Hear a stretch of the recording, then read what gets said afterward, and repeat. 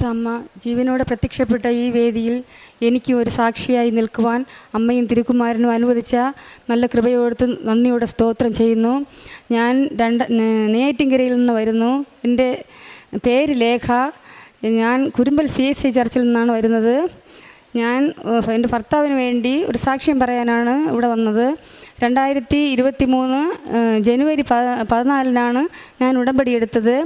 എൻ്റെ ഭർത്താവിൻ്റെ കാലിൽ 1.5 വർഷമായി ഒരു ഉപ്പിനച്ചത്തിൻ്റെ മുള്ളുകൊണ്ട് അത് ഒരു ചെറിയ ചൊറി പോലെ ഇരുന്ന് അത് പിന്നെ ഭയങ്കര ചൊറിച്ചിലായി.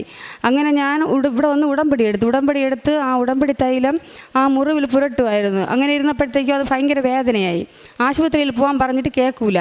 അങ്ങനെ ഇരുന്ന് ഒരു ദിവസം എല്ലാവരും കൂടെ നിർബന്ധിച്ചപ്പോൾ ആശുപത്രി പോയി എക്സ്റേ എടുക്കാൻ പറഞ്ഞ് മുളം കാലിലാണ് കൊണ്ടത്.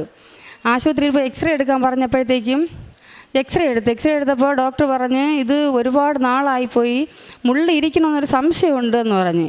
അപ്പോൾ പിന്നെ രണ്ടാമത് വീണ്ടും ഒരെണ്ണം എടുത്തപ്പോഴും അതിൽ നല്ല തെളിച്ചമില്ലായിരുന്നു. അങ്ങനെ സ്കാൻ ചെയ്യാൻ പറഞ്ഞു. അങ്ങനെ 3 സ്കാനിങ് എടുത്തപ്പോഴും നല്ല തെളിച്ചമില്ല. അപ്പോഴത്തേക്ക് ഡോക്ടർ പറഞ്ഞ് ഇത് കാല് എല്ലിൻ്റെ ഇടയിൽ പഴുപ്പടിച്ചിട്ട് ഷുഗറുണ്ട്, എല്ലിൻ്റെ ഇടയിൽ പഴുപ്പടിച്ചിട്ടുണ്ടോയെന്ന് സംശയമുണ്ട് എന്ന് പറഞ്ഞു. ഓപ്പറേഷൻ വേണമെന്ന് പറഞ്ഞ്. അങ്ങനെ ഞങ്ങൾ ഓപ്പറേഷന് ഡയറക്റ്റ് ഫിക്സ് ചെയ്ത് ഓപ്പറേഷന് പോയി. അപ്പോൾ ഡോക്ടർ പറഞ്ഞ് ഇത് വളരെ ക്രിട്ടിക്കലാണ്, നമ്മൾ വിചാരിക്കുന്ന പോലത്തെ കാര്യമല്ല എന്ന് പറഞ്ഞ്. അങ്ങനെ ഞങ്ങൾ ഹോസ്പിറ്റലിൽ പോയി ഞാൻ എല്ലാ ദിവസവും പ്രാർത്ഥിച്ചിട്ട് ഉപ്പും തേനും എണ്ണയും ആ മുറിവിൽ പുരട്ടി കൊടുക്കുമായിരുന്നു.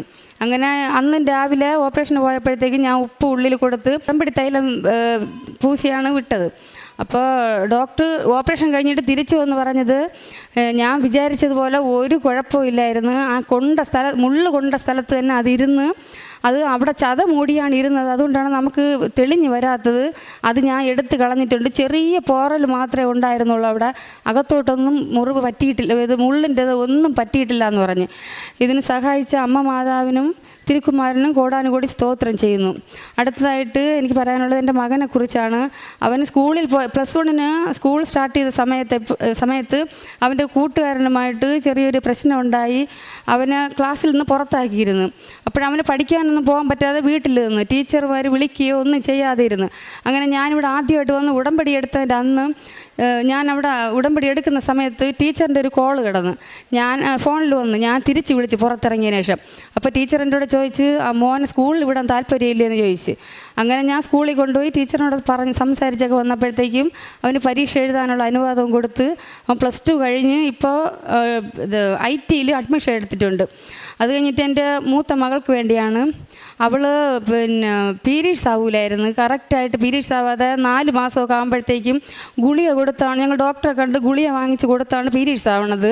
അങ്ങനെ ഞാൻ ഇവിടെ നിന്ന് ഉടമ്പടി എടുത്തിട്ട് പോയി എല്ലാ ദിവസവും പ്രാർത്ഥിച്ച് ഉപ്പും തേനും ഉടമ്പടി തൈലവും അവളെ വയറിലൊക്കെ പുരട്ടി ഞാൻ പ്രാർത്ഥിക്കുമായിരുന്നു. അങ്ങനെ ഇരുന്ന് പിറ്റേ മാസം മുതൽ അവൾ കറക്റ്റായിട്ട് പീരീഡ്സ് ആവണുണ്ട്.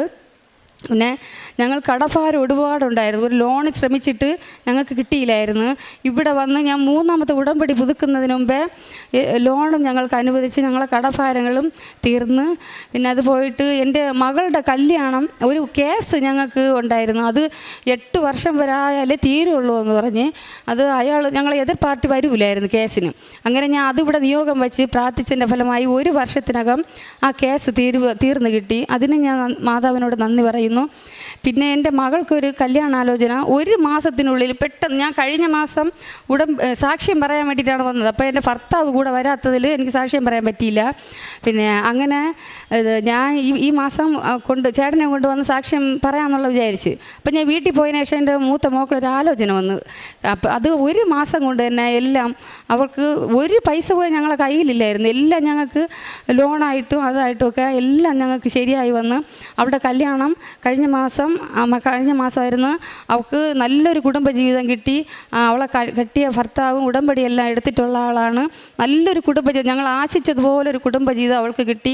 അവളും അമ്മ മാതാവിൻ്റെ സന്നിധിയിൽ 2 പേരുമായിട്ട് 17-ാം തീയതി വരുമെന്ന് പറഞ്ഞിട്ടുണ്ട്. എൻ്റെ ജീവിതത്തിൽ എൻ്റെ മാതാവും തിരുക്കുമാരനും നൽകിയ നന്മകളെല്ലാം ഓർത്ത് കോടാനുകോടി സ്തോത്രം ചെയ്യുന്നു. ഇനിയും ഞാനൊരു സാക്ഷിയായി ഇനിയും അനേക തവണ എനിക്ക് നിൽക്കുവാനുള്ള കൃപ മാതാവും തിരുക്കുമാരൻ എനിക്ക് തരുമെന്നുള്ള പൂർണ്ണ വിശ്വാസമുണ്ട്. മാതാവിനോട് അപേക്ഷിച്ചാൽ നടക്കാത്ത ഒരു കാര്യവുമില്ല. എല്ലാ കാര്യവും ഞങ്ങൾക്ക് നടന്നു കിട്ടും. ഒരേ ഒരു വിശ്വാസത്തോടെ ഞാൻ ഉടമ്പടിയിൽ പ്രതീക്ഷിച്ച് ഞാൻ ജീവിക്കുന്നു.